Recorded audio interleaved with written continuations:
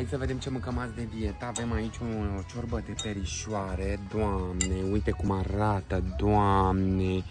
Bombiță, Doamne, ceva ce n-a văzut Parisul. Ia să gustăm. Vai, are altă gust ciorba aici în Delta.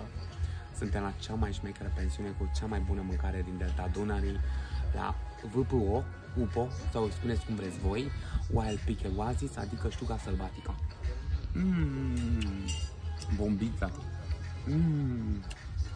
Și un suc de dude, ca să fie bine, ca să nu fie rău.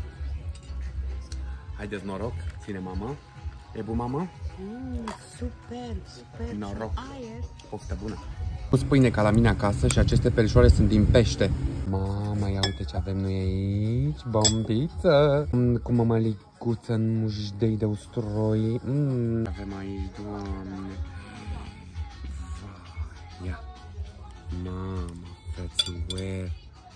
Deci nu știu, e ceva de vis. Mamă. Deci nu.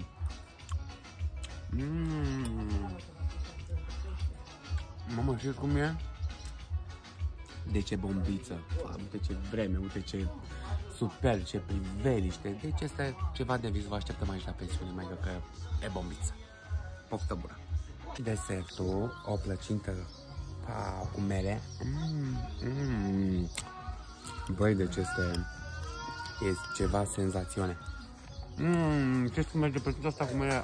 Are alt gust aici în Delta, vă zic sincer de Delta. Ce gândești că e de dietă, e ceva ce n-am văzut Paris. Poftă bună, mai.